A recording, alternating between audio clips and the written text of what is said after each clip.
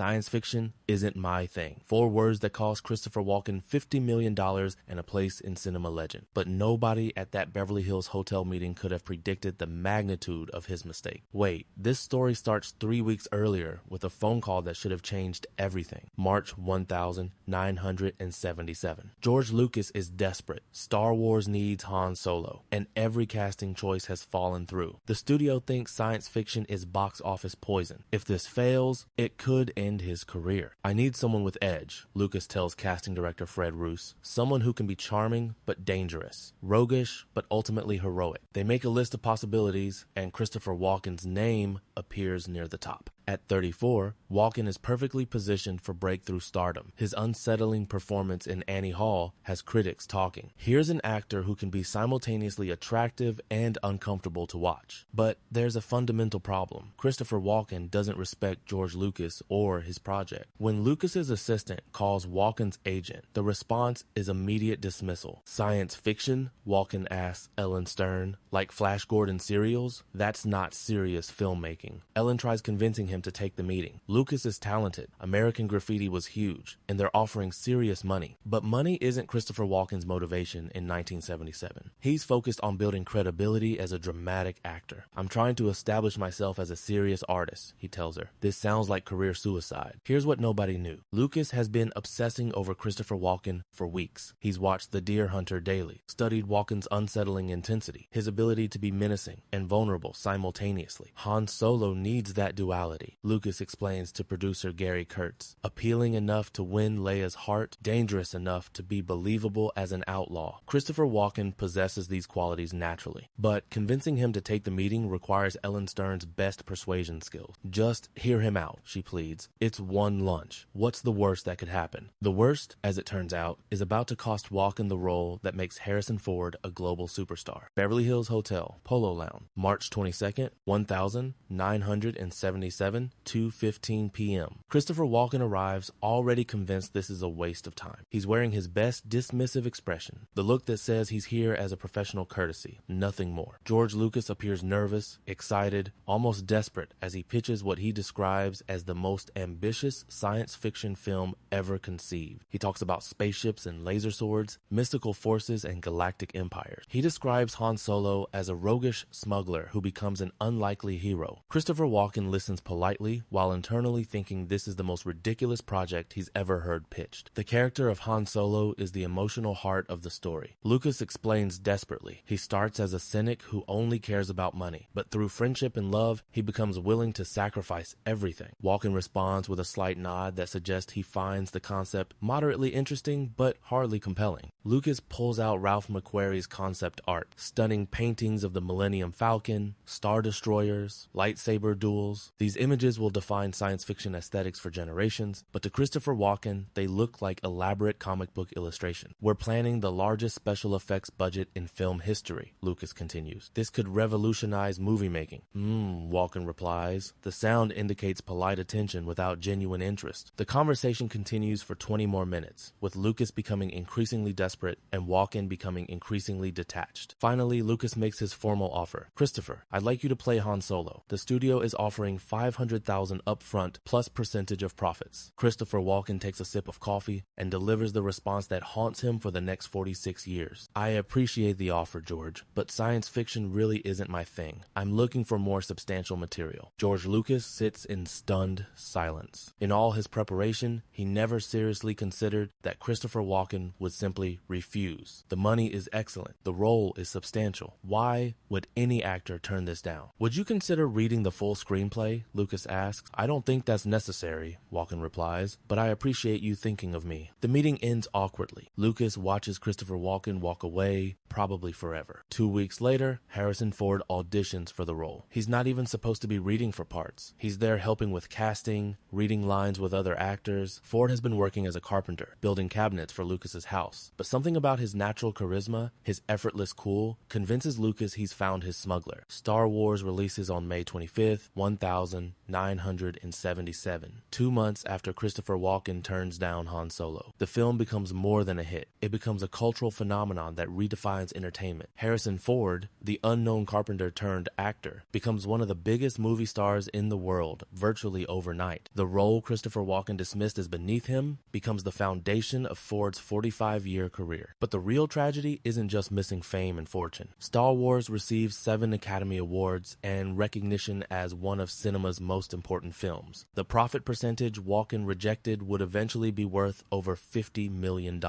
Meanwhile, Christopher Walken spends 1,977 preparing for The Deer Hunter, the role that wins him an Oscar but puts him through psychological hell. The contrast is painful. Harrison Ford gets to be a charming leading man in one of cinema's most beloved films. Christopher Walken gets to play a traumatized veteran in one of its most emotionally devastating. Over the following years, as Star Wars becomes a trilogy and Harrison Ford becomes a household name, Christopher Walken watches from the sideline. The alternate timeline is almost too intriguing to contemplate. Christopher Walken as Han Solo, starring opposite Carrie Fisher and Mark Hamill. Walken piloting the Millennium Falcon, bantering with Chewbacca, facing down Darth Vader. Instead of being known for psychological intensity, he would have been known for roguish charm. Instead of being a cult figure, he would have been a mainstream icon. In interviews years later, Christopher Walken is surprisingly candid about his regret. "I made a mistake," he admits without hesitation. "I underestimated what George was creating. I thought it was just another science fiction movie, but it was something revolutionary." The regret goes deeper than missing fame and fortune. Christopher Walken realizes that turning down Star Wars fundamentally altered his career trajectory. Instead of becoming a leading man, he became known primarily for intense, often villainous characters. Instead of charming audiences, he built a career on making them slightly uncomfortable. But here's the deeper truth. Christopher Walken's rejection teaches Hollywood something crucial about making career decisions based on preconceptions rather than possibilities. He dismissed Star Wars as juvenile without considering that genre films can be artistically valid as serious dramas. "I learned not to be a snob about material," Walken reflects in later interviews. "Good acting is good acting, whether you're playing Hamlet or a space smuggler." The lesson extends beyond Hollywood into broader life choices. Sometimes opportunities that seem least appealing turn out to be most transformative. Harrison Ford later says that playing Han Solo was like winning the lottery. Christopher Walken had the winning ticket and threw it away because he thought lotteries were beneath him. The decision to turn down Han Solo becomes a cautionary tale about artistic pride versus creative risk, about the danger of judging projects by their genre rather than their potential. What Christopher learned, and what every actor should understand, observes casting director Fred Roos, is that great roles can come from unexpected places. Young actors study Walken's mistake as much as his successes. The reminder that career-defining opportunities don't always look like career-defining opportunities. Sometimes they look like science fiction movies pitched by young directors in Beverly Hills hotel restaurant. Christopher Walken's biggest professional regret becomes one of Hollywood's most valuable lessons. Never underestimate the power of saying yes to something that scares you, even if it's just science fiction. 30 minutes after George Lucas said play Han Solo, Christopher Walken made the decision that cost him $50 million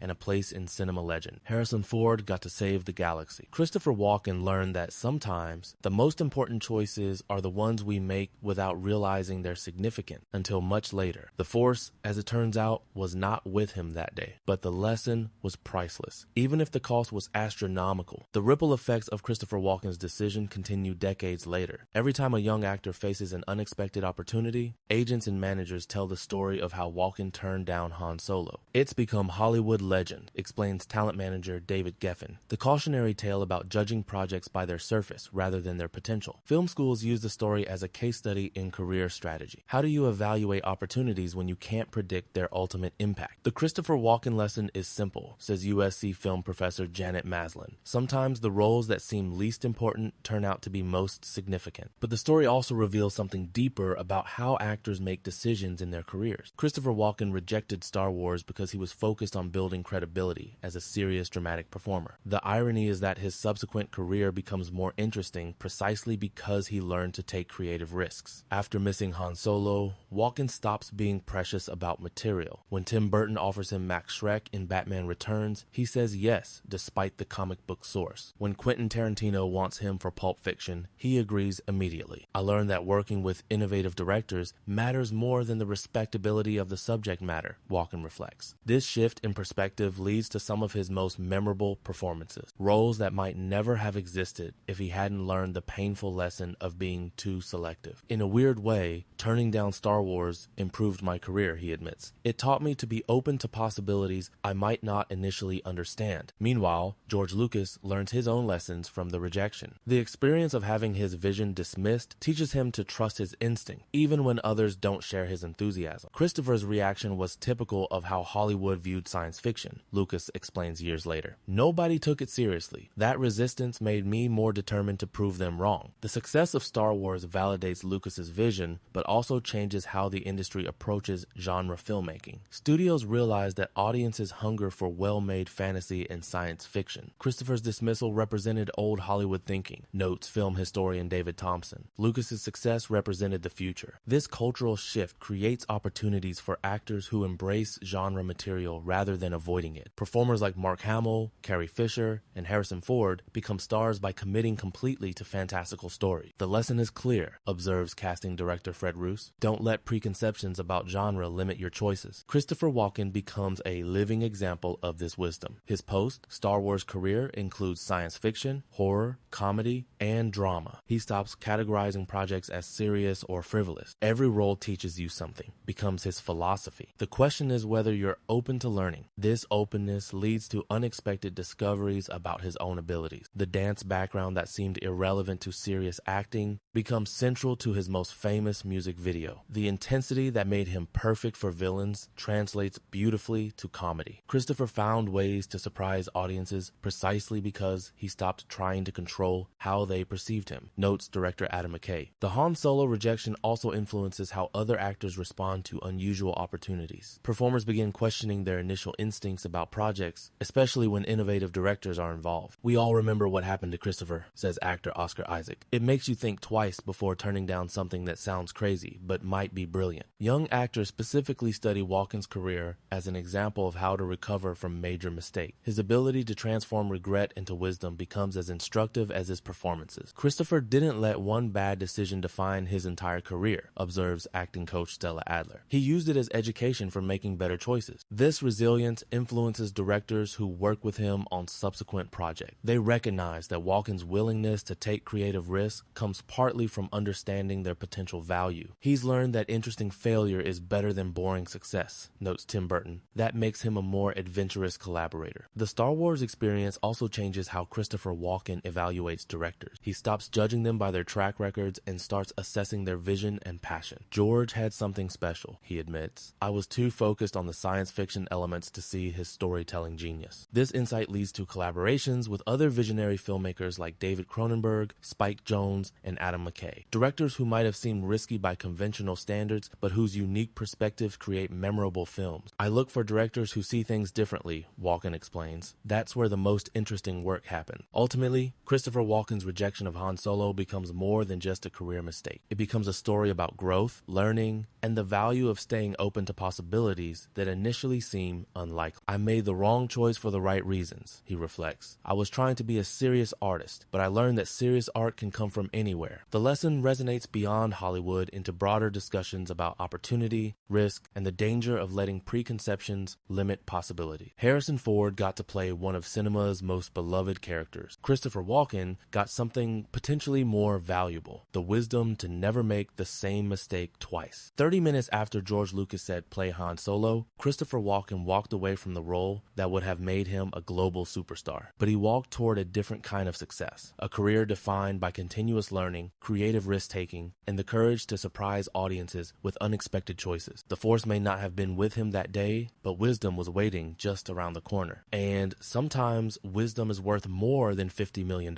Almost.